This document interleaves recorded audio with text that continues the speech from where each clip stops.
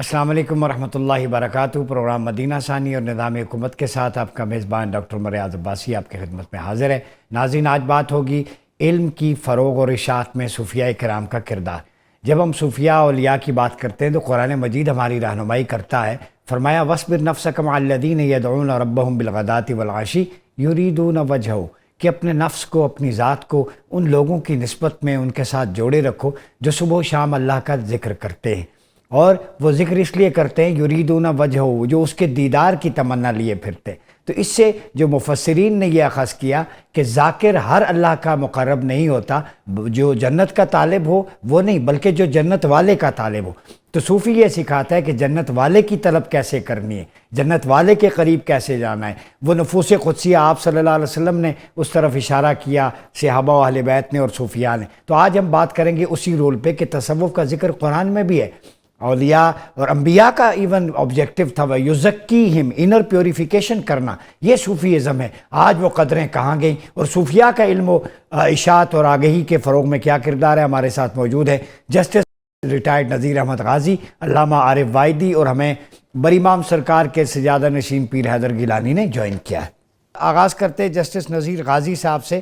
غازی صاحب یہ بتائیے گا کہ چونکہ لوگ آپ کو دیکھتے ہیں اسکرین پہ بھی، تصوف پہ بھی آپ کی گہری نظر ہے، گہرا مطالعہ ہے، تو صوفیاء کرام کا علم کی اشاعت میں کتنا کردار ہے، اسپیشلی سب کانٹیننٹ میں؟ بسم اللہ الرحمن الرحیم۔ اسلام کی تعلیمات جو ہیں، جو نبی کریم صلی اللہ علیہ وسلم نے علم کی جو شمع نہیں صرف روشن کی تھی، بلکہ علم کے کلزم جو رحمت کونین صلی اللہ علیہ وسلم اس کائنات کو دیے تھے، ان کے جو وارث تھے وہ پھر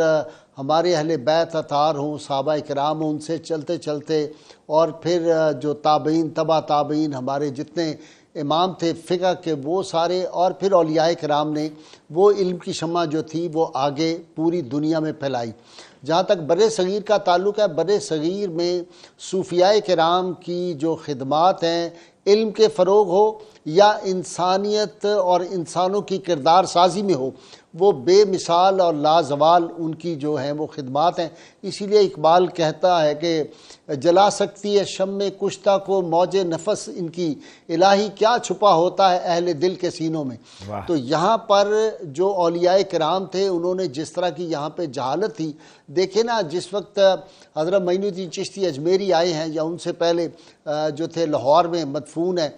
حضرت اسماعیل بخاری رحمۃ اللہ علیہ، سب سے پہلے آئے ہیں بر صغیر میں، پھر داتا گنج بخش آئے ہیں، پھر اسی طرح یہ سارے جو اولیاء کرام تھے، معین الدین چشتی اجمیری، خواجہ نظام پاک ہے، حضرت اچ شریف والے جو ہیں وہ سارے بزرگ ہیں، تو سرخ پوش بخاری رحمۃ اللہ علیہ، یہ تمام اولیاء کرام، بابا صاحب جو ہیں، انہوں نے پھر آ کے ایک جہالت کس حد تک تھی آپ سوچیں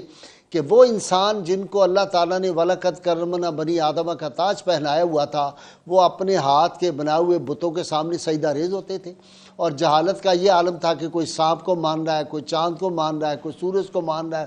کوئی حشرات الارض جو ہے ان کی جو ہے وہ عبادت کر رہا ہے، ان کے سامنے جھک رہا ہے۔ تو انہوں نے آ کے سب سے بڑا کام جو کیا وہ توحید کا درس دیا، اور توحید کے درس کے ساتھ پھر انہوں نے جس طرح یہاں پہ لوگوں کے ذہنوں کو بدلا، ان کے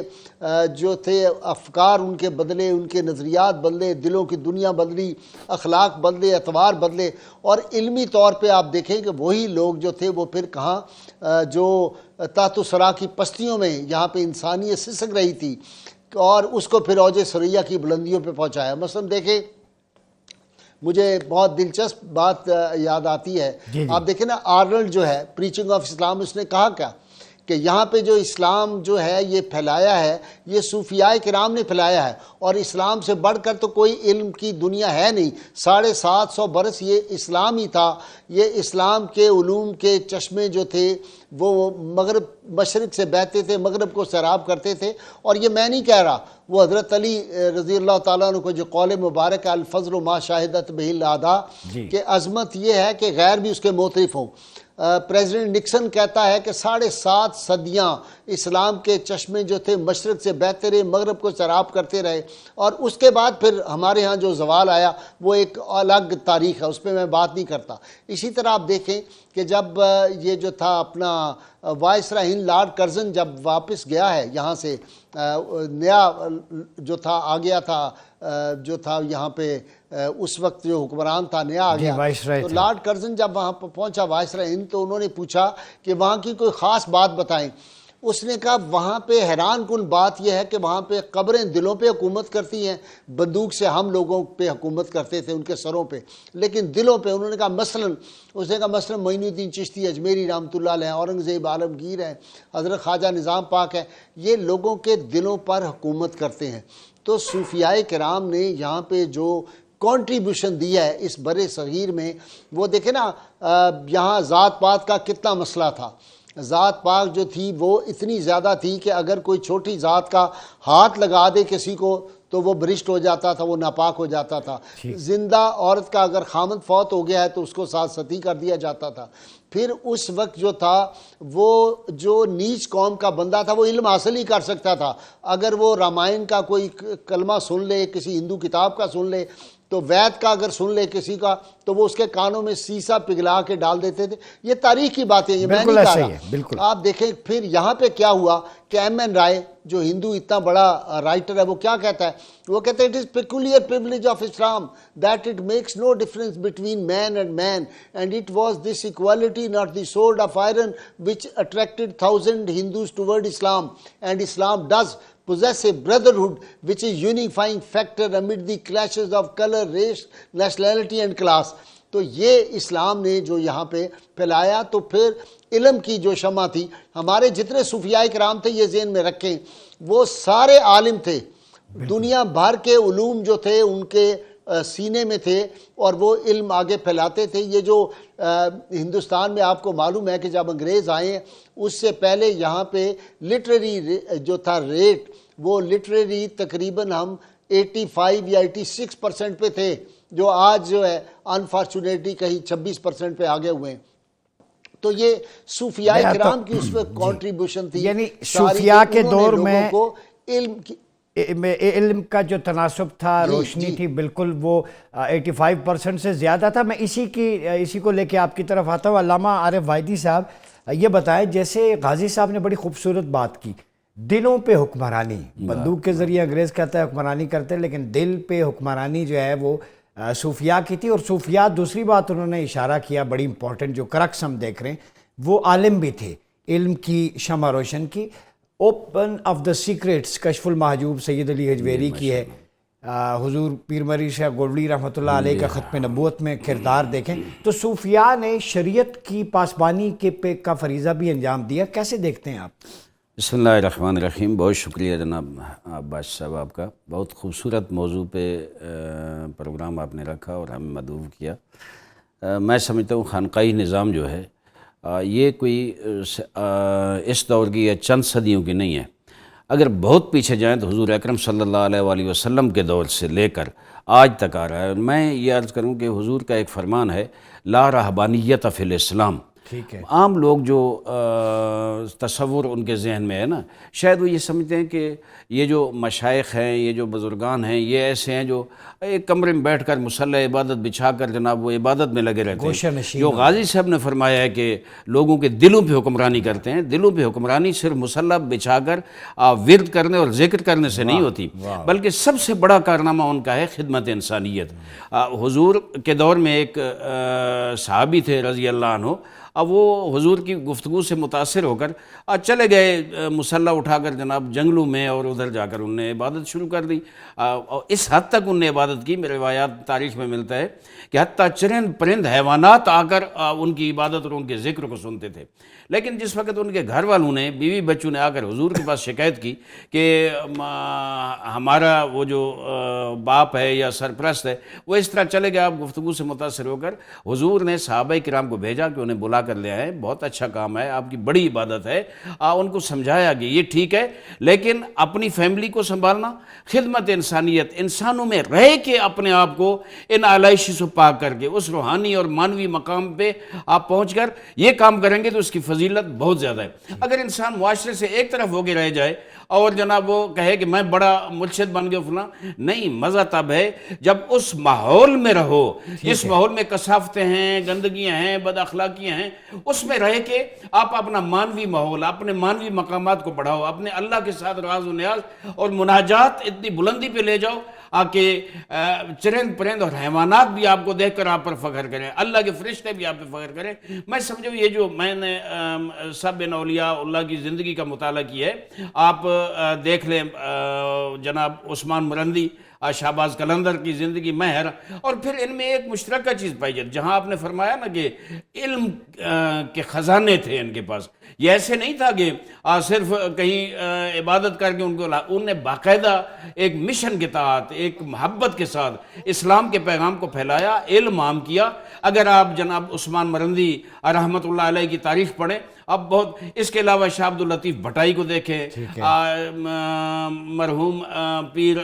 معین الدین چشتی اجمیری رحمۃ اللہ علیہ کو دیکھیں، بڑی امام سرکار سید عبد اللطیف شاہ صاحب کاظمی اور سید علی حمدانی کشمیر میں سب ان کو دیکھا ہے کہ انہوں نے علم کس ترتیب سے اور کس محبت سے اور ایک منصوبہ بندی کے ساتھ پھیلایا ہے۔ پیر سید حیدر گیلانی صاحب موجود ہیں ہمارے ساتھ، جو سجادہ نشین دربار عالیہ بری امام سرکار ہے۔ جی حیدر گیلانی صاحب، یہ بتائیے گا کہ جو ریت ہے ہمارے ہاں، جیسے بری امام سرکار کی شاہ عبد اللطیف کاظمی کی تاریخ پڑھیں تو بستی چور پور کو نور پور بنا دیا، تو آپ کیا سمجھتے ہیں دور حاضر میں جو تصوف ہے وہ صوفیاء کرام کی جو اصل تعلیمات ہے اس کو ٹرانسفر کر پا رہا ہے؟ اعوذ باللہ من الشیطان الرجیم، بسم اللہ الرحمن الرحیم۔ بہت بہت شکریہ ڈاکٹر صاحب کہ آپ نے مجھے اس اہم موضوع کے لیے مدعو کیا۔ میں سمجھتا ہوں کہ اگر ہم نے لفظ صوفی یا لفظ ولی کسی کو سمجھانا ہو تو ہمیں اس کے لیے پہلے اس ولایت کے مخمصے کو حل کرنا ہوگا، اور لوگوں کو صوفیہ کا رول سمجھانے سے پہلے صوفیہ کا جو اصل مقصد تھا یا جو معنی ہے وہ بھی سمجھانا پڑے گا۔ ٹھیک، یہ جو لفظ ولایت ہے اس میں مختلف کیفیات آتی ہیں، ایک جذب کی کیفیت ہے اور ایک سالکیت کی ہے۔ بدقسمتی سے ہم اکثر و بیشتر کتابیں پڑھ لیتے ہیں لیکن ہم ان جو ٹرمز ہیں ان سے لابلد رہ جاتے ہیں، تو اس میں ہمیں ابہام پیدا ہونا شروع ہو جاتا ہے۔ تو جذب ایک مختلف سائڈ ہے جس میں اللہ کا کوئی ولی اللہ کے حکم سے وہ ایک خلوت میں چلا جاتا ہے اور اللہ کی عبادت کو بجا لاتا ہے، وہ بھی ایک مقصد کے تحت ہوتا ہے اور اس کے ذریعے بھی لوگوں کو کچھ پیغام پہنچانا ہوتا ہے۔ دوسری جو سالکیت کی کیفیت ہے، اس میں جو صاحب ہوتے ہیں ان کو ایک ڈیوٹی اسائن کی جاتی ہے کہ آپ نے مخلوق میں رہ کر آپ نے بڑی وضاحت شریعت کو فالو کرتے ہوئے آپ نے لوگوں کو دار اسلام کی طرف لانا ہے اور ان میں اسلام کا جو اصل اساس ہے اس کو پیش کرنا ہے۔ تو یہ دو مختلف کیفیات آتی ہیں، تو ہم اکثر و بیشتر ان کو بھی مکس کرتے ہیں، پھر لفظ پیر کو بھی ہم اللہ کے ولی کے ساتھ مکس کرتے ہیں۔ دیکھیں جو آج کل کے پیر ہیں وہ آپ ان کو ولایت کے درجے پہ نہ سمجھیں، ولایت ایک بہت بڑا رتبہ ہے۔ تو جو آج کل کے خانقاہی نظام ہے اس میں زیادہ تر لوگ جو پیر صاحبان ہیں وہ آج کے دور کے مطابق چیزوں کو فالو کر رہے ہیں، اور جو دستور کے مطابق ایک قرآن کریم میں بھی حکم ہے اس کے مطابق چلتے ہوئے دیگر معاملات کو دیکھ رہے ہیں، اور اس میں قباحتیں پائی جاتی ہیں جس کی وجہ سے معاملات دوسری طرف آتے ہیں، اور آج کل ایسے لوگوں کو پھر جنم مل جاتا ہے جو اولیاء اللہ کے خلاف بھی باتیں کرنا شروع کرتے ہیں۔ تو آپ نے چونکہ بات کردار کی حضرت بری امام سرکار رحمۃ اللہ علیہ کی، تو میں اب اس طرف آتا ہوں کہ یہ جو اولیاء اللہ ہیں یہ آپ ان کا کردار دیکھیے تو جب برصغیر میں خاص طور پر جب حضرت عبداللہ شاہ غازی علیہ السلام اپنے والد محترم حضرت نفس زکیہ علیہ السلام کے حکم کے مطابق آپ نے یہاں کا سفر کیا اور اسلام کی شمع یہاں پر روشن کی، تو آپ دیکھیں کہ اگر آپ ان کی سوانح حیات اٹھا کے پڑھیں تو آپ کو معلوم ہوگا کہ بے شمار لوگوں کو انہوں نے مشرف با اسلام کیا۔ ہم جب حضرت بری امام سرکار رحمۃ اللہ علیہ کی بات کرتے ہیں اس خطہ کوٹھار میں، تو آپ دیکھیں کہ یہاں اس کو چور پور کہا جاتا تھا، تو جو قانوبھائی افغانستان سے یہاں سے آتے تھے، اس رستے سے ٹریڈ روٹ تھا، یہاں سے گزرتے تھے، ان کو لوٹ لیا جاتا تھا۔ تو جب حضرت بری امام سرکار رحمۃ اللہ علیہ اللہ کے حکم سے اس علاقے میں آئے تو آپ نے اپنے نور اور اپنے علم و فضل سے اس علاقے کو چور پور سے نور پور بنا دیا۔ آپ اس کے علاوہ اگر اولیاء اللہ کا کردار دیکھنا چاہیں تو میں آپ کے سامنے دور حاضر کی ایک بڑی درخشاں مثال پیش کروں گا۔ میں خود اس چیز پر حیران تھا کہ میں نے جب مولانا طارق جمیل صاحب کو پیر سرور چشتی صاحب جو کہ سجاد نشین ہیں درگاہ حضرت خواجہ معین الدین چشتی اجمیری رحمۃ اللہ علیہ کے، ان کے ساتھ ملتے ہوئے دیکھا تو ان کے ہاتھ چومتے ہوئے دیکھا، ان سے دستار بندھواتے ہوئے دیکھا، تو میں خود حیران تھا کہ ایسا انہوں نے کیوں کیا، چونکہ وہ ایک ایسے مکتب سے تعلق رکھتے تھے جہاں پر شاید ان چیزوں کا زیادہ سیریس نہیں لیا جاتا اور نہ ہی ان کی طرف جایا جاتا ہے۔ تو بعد میں میرا یہ مخمصہ ایسے حل ہوا کہ جب طارق جمیل صاحب نے ایک اپنے کسی ٹی وی پروگرام کے اندر آپ نے اینکر کے سوال کے اوپر بتایا کہ ان کا تعلق جو ہے وہ پرتھوی راج چوہان کی فیملی سے، جو کہ کسی ریاست کا سربراہ تھا غالباً۔ تو آپ کہتے ہیں کہ جو پرتھوی راج چوہان کے بھائی تھے وہ میرے اجداد میں سے ہیں، تو وہ کہتے ہیں کہ ان کو جو دائرہ اسلام میں داخل کیا وہ حضرت خواجہ معین الدین چشتی اجمیری رحمۃ اللہ علیہ نے۔ بالکل، میں یہاں وقت ہوا چاہتا ہے ایک چھوٹے سے بریک کا، بریک کے بعد گفتگو کا سلسلہ جاری ہے، چھوٹے سے بریک کے بعد ملتے ہیں۔ ویلکم بیک ناظرین، پروگرام مدینہ ثانی اور نظام حکومت میں ایک دفعہ پھر آپ کا خیر مقدم ہے۔ بات صوفیہ کرام کی تعلیمات کی ہو رہی ہے اور ان کا علم کی فروغ میں اور اس کی اشاعت میں کیا رول ہے۔ جی چلتے ہیں جسٹس نذیر احمد غازی صاحب کی طرف۔ غازی صاحب یہ بتائیے گا کہ کوئی شخص بیک وقت صوفی بھی ہو سکتا ہے، عالم بھی، بعض لوگ کہتے ہیں اقبال تھے، تو وہ صوفی اور عالم کا مرکب، کیا اسے مجدد کہا جا سکتا ہے؟ ایسی کئی مثالیں ہمارے سامنے موجود ہیں۔ دیکھیے، اقبال تو یقیناً مجدد تھے، لیکن وہ ہم اپنے ٹاپک سے ہٹ جائیں گے۔ سوال یہ ہے کہ صوفیاء کرام جو تھے انہوں نے، جو اقبال نے کہا نا کہ یقین محکم عمل پہ ہم محبت فاتح عالم، جہاد زندگانی میں یہ ہے مردوں کی شمشیریں۔ وہ محبت سے انہوں نے جو رواداری کا، محبت کا سبق دیا نا، اس سے یہ علم جو تھا برِ صغیر میں پھیلا۔ آپ مثلا ایک مثال میں آپ کو دیتا ہوں کہ یہ جو تھے میاں میر صاحب رحمۃ اللہ علیہ، آپ کو پتا گردوارہ امرتسر جو ہے اس کی بنیاد آپ نے 1528 میں رکھی، اور گرو ارجن جی جو تھے انہوں نے آ کے حضرت سے ریکویسٹ کی کہ آپ مہربانی کریں اور یہ جو ہے اس کا سنگ بنیاد رکھیں۔ اب وہ گئے سنگ بنیاد رکھنے میں، جس کے نتیجے میں ہزاروں جو تھے وہ سکھ، وہ بعد میں مسلمان ہو گئے۔ آج بھی آپ کو یاد ہوگا سکھ پاکستان میں آئے تو بابا صاحب، بابا فرید گنج شکر، اور یہاں پہ لاہور میں حضرت میاں میر صاحب حاضری دیتے ہیں۔ اسی طرح آپ دیکھیں اکالی دل کی تحریک انڈیا میں جب شروع ہوئی تھی پاکستان بننے سے پہلے، تو سکھوں نے اپنی جو چابی تھی اس تحریک میں، وہ گردوارہ کی جو تھی، وہ اپنے جو تھے ہمارے ڈاکٹر سیف الدین کچلو، ان کو 300 سال بعد وہ چابی جا کے ان سے کہا کہ جناب آپ یہ چابی اپنے پاس رکھیں۔ تو اب یہ کہنے کا مطلب یہ ہے کہ صوفیاء کرام جو تھے نا، وہ اپنے کردار سے اور اپنے عمل سے، جو حفیظ جلندی نے کہا نا رسول اللہ صلی اللہ علیہ وسلم کے بارے میں، یا رسول اللہ تیری صورت، تیری سیرت، تیرا نقشہ، تیرا جلوہ، تبسم، گفتگو، بندہ نوازی، خندہ پیشانی، یہ جو ہے نا تبسم، گفتگو، بندہ نوازی، خندہ پیشانی، یہ صوفیاء کرام کا طریقہ تھا کہ وہ محبت سے لوگ جب آ کے بیٹھتے تھے تو ان کے وجود سے وہ قدسی شعائیں نکلتی تھیں، اور وہ جو خدمت انسانیت ہے، رسول اللہ کی ایک حدیث ہے ریئر، آپ نے فرمایا میری امت کی کثرت نماز روزوں حج زکوٰۃ کی وجہ سے نہیں جنت میں جائے گی، مخلوق کی خدمت کی وجہ سے جائے گی۔ اور یہ جو مخلوق کی خدمت ہے یہ سب سے اہم چیز ہے اپنے فرائض کے بعد، کہ مخلوق کی آپ خدمت کریں۔ بزرگان دین جو تھے وہ کیا کرتے تھے برِ صغیر میں؟ وہ کہتے تھے ہمارے دروازے ہر ایک کے کھلی ہیں، کسی مسلک کسی مذہب کو ہم نہیں پوچھتے۔ اب آج کا دور جو ہے ہمارے ہاں صوفیاء جو ہیں انہی کو، اولیاء بھی صوفیاء اور اولیاء ایک ہی چیز ہوتی ہے، صوفیاء ہی اولیاء ہوتے ہیں، اولیاء صوفیاء بھی ہوتے ہیں، اسی میں سارا کچھ ہے۔ تو اولیاء کرام جو تھے، اصل کیا ہوتا ہے کہ اخلاف کا کردار اسلاف کی عظمت پر دلیل ہوتا ہے۔ ہمارے ساتھ ٹریجڈی عباس صاحب یہ ہوئی کہ اب ہم نے وہ جو انسانی سازی کی فیکٹریاں تھیں اس کو ہم نے مالی منفعت کی فیکٹریاں بنا دیا ہے۔ جی بہت شکریہ آپ کا وقت، چونکہ آپ نے شاید کہیں اور بھی کمٹمنٹ کی ہوئی تھی، جانا تھا آپ کا، بہت شکریہ۔ عارف وائدی صاحب، آپ نے سنا عزیز صاحب کو،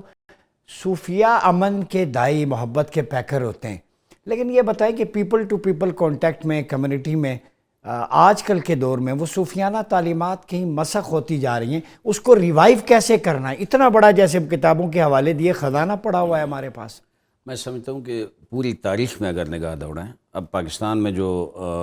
ہیں خانقاہی نظام ہے، اس کو اگر دیکھیں، کوئی بزرگ ہیں جو 1200 سال پہلے یہاں کام کیا، کس نے 700 سال پہلے کام کیا، اتنی صدیاں گزر گئیں، لیکن ان کے جو اخلاقیات ہیں اور ان کی جو لوگوں کی خدمت ہے اور لوگوں کے ساتھ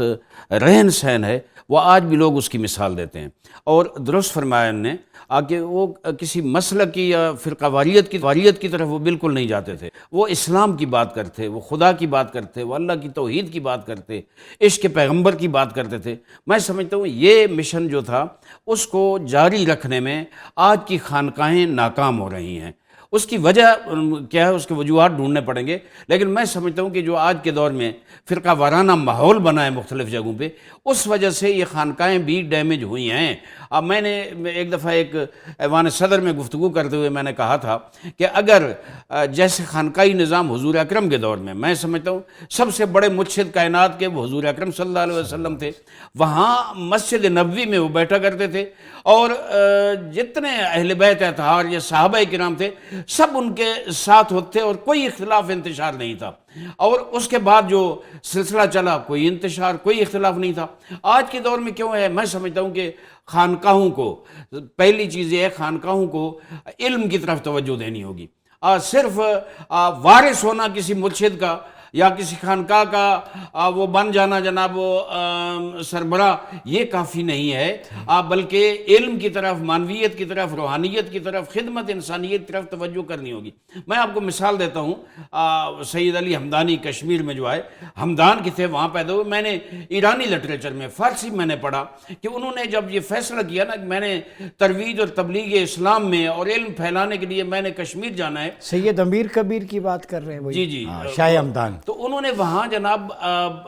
یہ کیا کہ سب سے پہلے شاگرد تربیت کی، اور شاگرد ان کو علم بھی سکھایا، ان کو روحانیت اور معنویت سکھائی، لیکن ساتھ ماہرین فن کو بھی تیار کیا. کہتے ہیں چند سال لگے آگے مختلف جو معاشرے میں جو ضرورت ہوتی ہے، معاشرے میں ایک لوہار کی بھی ضرورت ہے، ایک کمہار والے کام کی ضرورت ہے، ایک حجام کی بھی ضرورت ہے، ایک موچی کی بھی ضرورت ہے، سب ان نے تیار کیے اپنے آگے. یہ فن آپ جانتے ہو، جب وہ کشمیر آئے یہ پوری ٹیم لے کر، تو انہوں نے پورے کشمیر میں لوگ کو پھیلا دیا. اب کوئی آدمی لوہار کا کام کر رہا ہے، کوئی اور جگہ بیٹھ کر کام کر رہا ہے، اور وہ ان کے شاگرد ہیں، ان کے پیغامات دے کر ڈائریکٹ ان کی تعلیمات لوگوں میں پھیلا رہے ہیں. اس طرح اسلام پھیلا، اور اسلام کا پیغام ہی محبت کا پیغام ہے. حضور اکرم صلی اللہ علیہ وسلم کو جو طریقہ کار ہے، دیکھیں آج جو پروٹوکول ہوتے ہیں، میں سمجھتا ہوں کہ درگاہوں میں یہ پروٹوکول نہیں ہونے چاہیے. جیسے حضور کی سیرت ہے اور ان بزرگان کی سیرت ہے کہ عوام میں گھل مل کر رہتے تھے. یہ نہیں تھا کہ ان کی کوئی الگ جناب مقام بنا ہوتا تھا کہ وہاں نہیں، لوگوں میں جہاں گھل مل کر محبت کا پیغام دیتے تھے، وہ اگر ہو تو اس میں تبدیلی آ سکتی ہے. اور اب بھی اگر کوئی توقع ہے اس فرقہ وارانہ دور میں، توقع یہ ہے کہ یہ جو خانقاہیں ہیں یہ اپنی وہ ذمہ داری جو بزرگان کی سیرت ہے، مشائخ اعظام کی جو اصل سیرت ہے، اولیاء کرام کی، اب ٹائم نہیں ہے کہ وہ حضور کے بعد سے لے کر اولیاء کی کیا تاریخ ہے اس میں دیکھیں. یہ جو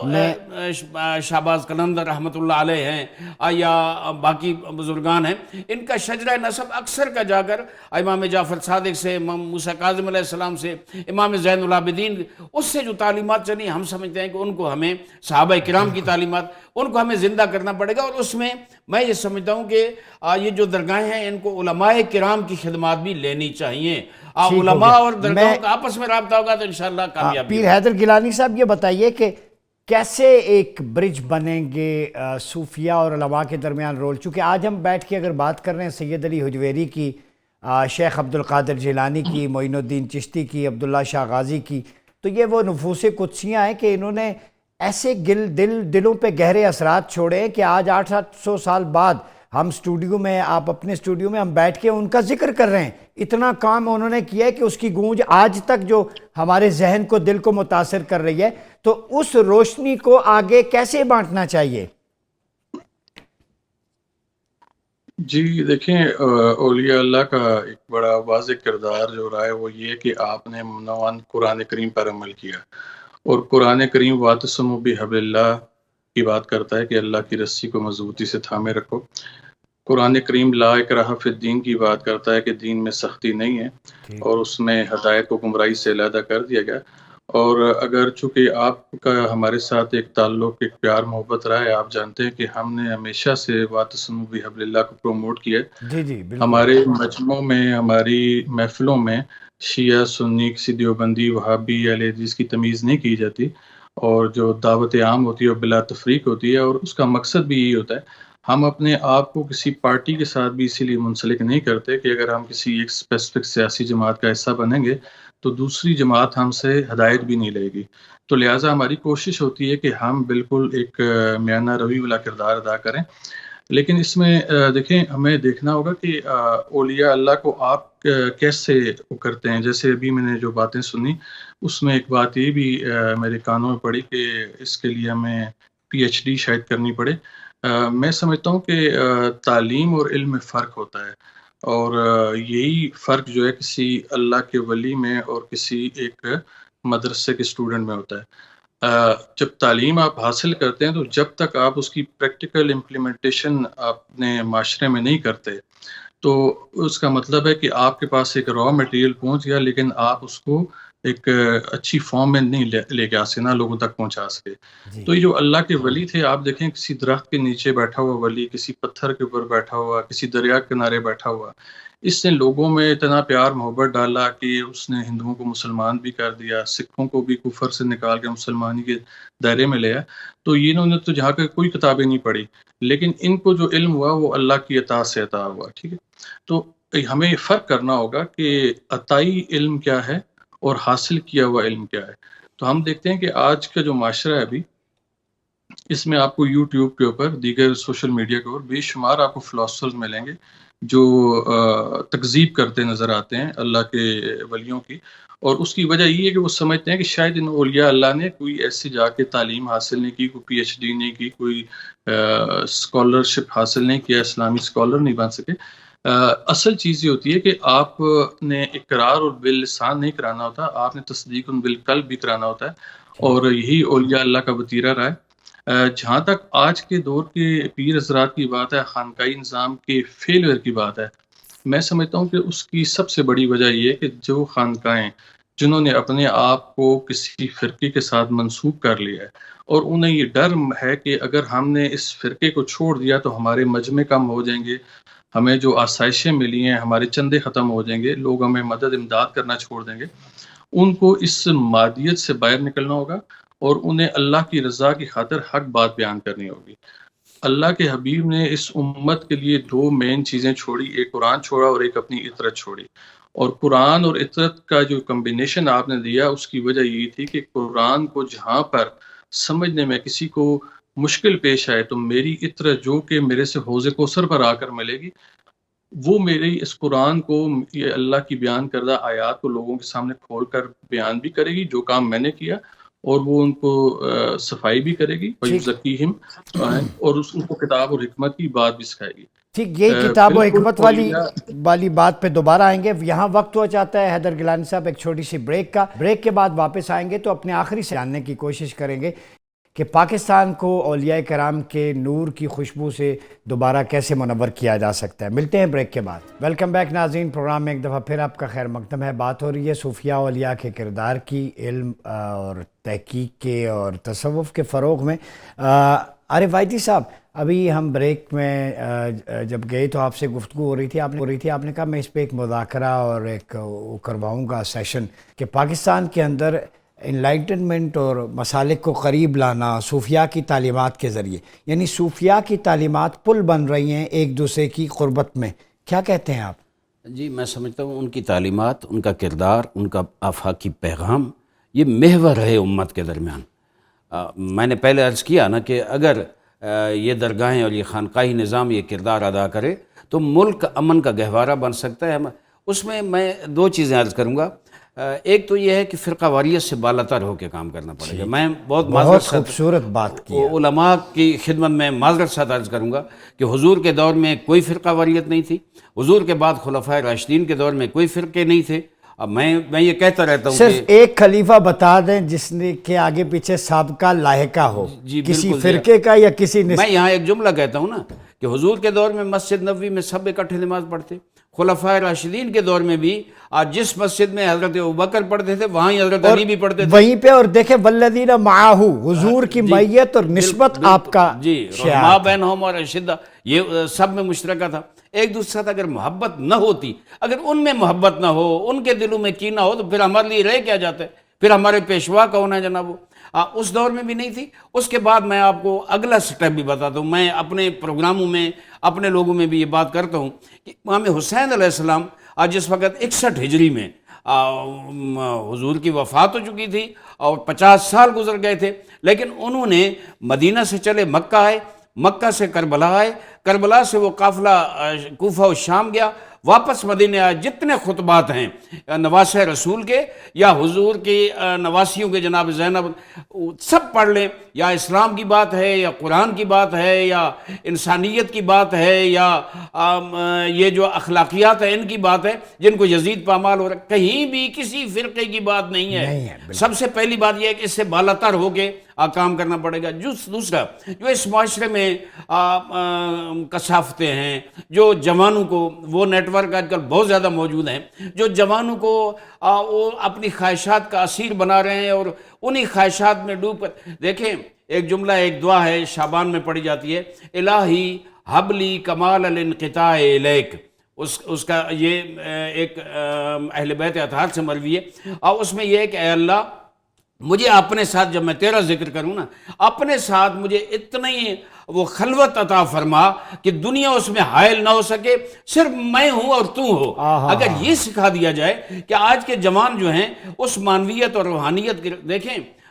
مجھے اب سن یاد نہیں ہے، بہت جب گورباچوف روسیا کا صدر تھا، امام خمینی رحمۃ اللہ علیہ جہاں ایک عالم تھے، جہاں سیاسی رہنما تھے، وہاں میں نے ان کی 10 کتابیں تصوف پہ بہت خوبصورت میرے پاس موجود ہیں، انہوں نے گورباچوف کو خط لکھا تھا، جو عام طور پہ لوگ کہتے ہیں کہ اسلام کی دعوت دی تھی، ٹھیک ہے اسلام کی دعوت تھی، لیکن جو اس کے خلاصہ تھا اور ثمر تھا، انہوں نے لکھا کہ آپ کی مالی مشکلات نہیں ہیں، آپ کا کوئی وہ سیاسی مشکلات نہیں ہیں، آپ کے معاشرے میں سب سے بڑی جو مشکلات ہیں وہ اخلاقی، معنوی اور روحانی مشکلات ہیں، لذا آپ محی الدین ابن عربی رحمۃ اللہ علیہ کی کتابوں کو پڑھیں، اگر آپ کے پڑھانے والے نہیں ہیں ہمارے پاس بھیجیں، ہم انہیں پڑھائیں گے تاکہ آپ کے معاشرے میں وہ معنویت، روحانیت، وہ اخلاقیات جو تصوف میں ہیں وہ آپ کے پاس آئیں گی تو انشاءاللہ آپ کے معاشرہ نجات پا جائے گا، نجات پائے گا۔ پیر حیدر گیلانی صاحب، پاکستان میں تصوف کی ٹرو سپرٹ کو ریوائیو کرنے کے لیے، بین المسالک ہم آہنگی کے لیے، اور یہ جو کثافتیں جن کی طرف علامہ صاحب نے اشارہ کیا روحانیت میں بدلنے کے لیے کہ میں ہوں اور تو ہو، درمیان میں کوئی نہ ہو، یعنی اللہ کا تقرب، یہ ٹیچنگز کو ریوائیو کیسے کریں کہ پاکستان کی نوجوان نسل جو ایتھیزم کی طرف جا رہی ہے، فیمنزم کا چیلنج ہے اس کے سامنے، لبرلزم کا ہے، ایکسٹریمزم کا ہے، مختلف فتنے پھن پھیلائے بیٹھے ہیں، تو نوجوانوں کو کیا کہیں گے ان فتنوں کے دور میں کس طرح اپنے آپ کو روحانیت میں ڈھالیں؟ اس میں دیکھیں خانقاہی نظام کو اپنے موجودہ نظام کے اوپر غور کرنا ہوگا۔ پیر حضرات اکثر دیکھنے میں آیا ہے کہ وہ ان میں اور جو ان کے مریدین ہیں ان میں گیپ ہے، اکثر و بیشتر ہم دیکھا ہے وہ ان سے ہاتھ ملانے کو بھی بڑا مایوس سمجھتے ہیں، اور ایک فاصلہ ان میں اور پیر کے درمیان ہوتا ہے، جبکہ حضور الاسلام کے دور میں ایسا نہیں تھا، یہ فاصلے نہیں تھے، کوئی بھی اپنے پیر کی رہنمائی کے لیے اس کے قریب جا سکتا تھا۔ میں نے اس ضمن میں جو ہمارے سابقہ وزیر اعظم تھے عمران خان صاحب، میں نے ان کو ایک تجویز پیش کی تھی کہ آپ دربار حضرت بری امام سرکار سمیت جتنے مزارات اوقاف کے زیر سایہ ہیں ان تمام کو دینی درسگاہ کے طور پر استعمال کریں، اور وہاں پر آپ عالم دین جو لوگ ہیں ان کو مدعو کریں، عالم مسلک کو نہ کریں، کیونکہ جو مسلک کا عالم ہوگا وہ مسلک کی کتاب میں سے دین کو بیان کرنے کی کوشش کرے گا۔ آپ جب عالم دین کو لے کر آئیں گے تو وہ دین کی کتاب یعنی کتاب اللہ میں سے دین کو بیان کرے گا۔ تو ہمیں سب سے پہلے ان جو خانقاہی سسٹم ہے اس کو، جو مزارات جو اوقاف کے زیر سایہ ہیں، یہاں سے سٹارٹ حکومت کو لینا چاہیے کہ وہ یہاں سے ایک درسگاہ کا نظام وہ کرے، اور یہ ڈے ٹائم سکولنگ ہو، اس کو مدرسے کا روپ نہ دیا جائے، آپ جو کچھ لوگوں کو پڑھائیں، انہیں کہیں وہ جا کر اپنی زندگیوں میں امپلیمنٹ کریں، لوگوں کو بتائیں کہ آپ نے آج کیا دین کے بارے میں سیکھا اور ہمارا دین اصل میں کہتا کیا ہے۔ ہمارے دین کا ایک بہت سخت رول لوگوں کے سامنے اس ٹائم موجود ہے، جس میں نماز نہ پڑھنے پر بھی بہت بڑی سزا ہے، دیگر معاملات بھی ہیں، وضو میں بھی اگر ذرا سی کوتاہی ہوگی تو آپ کی نماز نہیں ہوگی۔ اس کے علاوہ بے شمار مسائل ہیں کہ اسلام کو نہایت سخت کر دیا گیا ہے۔ تو جب آپ کسی چیز کو سخت کرتے ہیں تو اس میں داخل ہونے کا راستہ آپ خود بند کرتے ہیں۔ تو آپ نے جو اسلام میں نرمی والا ایک وہ تھا، جو حضور علیہ السلام نے ایک ماحول دیا کہ آپ جب فتح مکہ کے موقع پر مکہ شریف میں داخل ہوئے تو آپ نے کسی کو زبردستی مسلمان نہیں کیا، آپ نے لوگوں کو اسی طرح چھوڑ دیا، جس کی مرضی تھی وہ دار اسلام میں داخل ہو، جس کی مرضی ہے وہ اپنے مذہب کے مطابق زندگی گزارے۔ تو ہمیں جب یہ ہم اپنا خانقاہی نظام کے ذریعے یہ حضور علیہ السلام والی تعلیمات کو سامنے لے کر آئیں گے تو پھر ہمیں یہ جو آج کے معاشرے کا نوجوان جو مذہب سے علیحدہ ہو کر کسی مذہب کو نہیں مان رہا، بالکل ایک گمراہی والی سائڈ پر جا رہا ہے، ہم اس کو قائل کرنے کے قابل ہوں گے۔ بہت شکریہ پیر حیدر گیلانی صاحب، علامہ عارف وائدی صاحب، جسٹس نذیر صاحب بھی ہمارے ساتھ تھے۔ ناظرین، آج ہم نے بات کی صوفیاء کی تعلیمات، فروغ علم کے حوالے سے ہم نے تہذیب پہ بات کی، ہسٹری پہ بات کی، صوفیاء کی کنٹریبیوشن لٹریری، اور آپ صلی اللہ علیہ وسلم کے دور، خلافت راشدہ، اہل بیت اطہار علیہم السلام، اور اس کے بعد آن ورڈ تابعین، تبع تابعین، اور جن صوفیاء کا رول تھا۔ کرکس یہ ہے کہ الا ان اولیاء اللہ لا خوف علیہم ولا ہم یحزنون، یہ ڈیوائن کمانڈمنٹ ہے کہ اللہ کا جو ولی ہوتا ہے نہ کسی خوف میں ہوتا ہے نہ غمگین ہوتا ہے، کیونکہ وہ اللہ کے قرب میں ہوتا ہے۔ یہ اللہ کا قرب ہم نے آگے کیسے ٹرانسفر کر رہا ہے آج کی مادیت کے دور میں، اس پہ بھی بات ہوئی۔ فیصلہ آپ نے کرنا ہے کہ صوفیزم کو ریوائیو کریں، ان تعلیمات کو جو کتاب میں پڑھی ہے سیاہی کی صورت میں اسے ٹرانسفر کریں سوسائٹی میں، اسے دل میں بٹھائیں، ذہن میں جگہ دیں۔ اپنا بہت خیال رکھیے گا۔ اپنے میزبان ڈاکٹر مریاض عباسی کو اجازت دیجیے۔ اللہ حافظ۔